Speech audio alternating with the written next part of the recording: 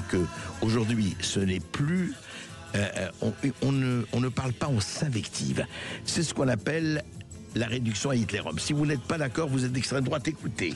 Sur LCI, sur la chaîne LCI, il y a eu 2 interventions. On va vous les faire écouter. Samantha de Bindern, c'est évidemment sur la Russie-Ukraine, et ensuite l'acteur François Cluzet. Mais écoutez d'abord Samantha de Bindern qui parle de Trump. C'est vraiment intéressant.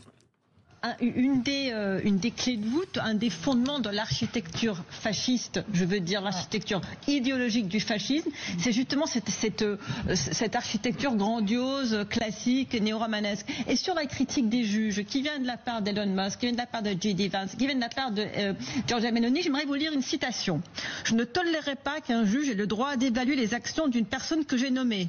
Le juge doit se considérer comme un agent de l'État et non comme une autorité indépendante. » Ça vous rappelle pas un peu J.D. Vance, Elon Musk? Cette citation, elle date du 26 avril 1942, Adolf Hitler au Reichstag. Vous lisez cette situation, vous la comparez à celle qui sort de Musk, de Vance et de Meloni, c'est la même chose. Attention. C'est inadmissible ce que vous faites. Alors voilà où nous arrivons. Voilà, une Samantha de Bindern, analyste politique, eh bien compare complètement Trump à Hitler. Voilà. Ça, on vient à ça. On arrive dans une chaîne respectable. On en arrive à ça. C'est-à-dire que comme on n'a rien à dire, comme on est bourré de haine, on dit ça. Vous voyez, je prends une phrase, je l'attribue à Hitler. C'est-à-dire que demain, voilà où on arrive, ça s'appelle une analyse politique. À ce degré, vraiment, ça devient n'importe quoi. Demain, eh bien, j'aime bien l'eau minérale, Hitler aime l'eau minérale, je suis hitlérien parce que j'aime l'eau minérale. C'est très grave. Et je rappelle quand même à cette Samantha de Bindern que il y a une phrase empruntée à Napoléon qu'a cité justement Trump. Que dit Napoléon? Celui qui sauve son pays ne viole aucune loi. Évidemment, Napoléon est hitlérien, bien sûr. Et un autre petit exemple, l'acteur François Cluzet sur Trump. Voilà, on interroge des gens extrêmement spécialistes et on leur demande ce qu'ils pensent de Trump. Ils ont le droit de penser ce qu'ils veulent, mais regardez le degré. Qu'est-ce qu'il incarne pour vous, Trump?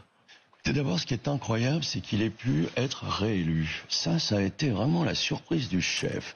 Comment ce type, qui est d'une obscénité incroyable, d'une vulgarité sans nom, qui propose toujours des trucs dont il change d'avis la semaine d'après, ou en tout cas qui ne se réalisent pas.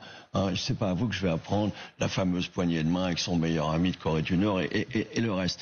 Mais surtout, ce qui est effrayant, c'est de se dire, mais est-ce que ce type réfléchit aux autres? Je ne pense qu'à lui. Est-ce que avant c'était In God We Trust et maintenant l'impression que c'est In Money We Are. Mais voyons, effectivement, Trump qui se bat contre la corruption comme personne ne sait pas, c'est dans l'histoire des États-Unis, ne s'est comporté. Et voilà, c'est évident. Alors d'un côté, c'est Hitler, et d'un autre côté, regardez ce qu'il est vulgaire, ce qu'il est crétin, c'est un gueux, c'est formidable.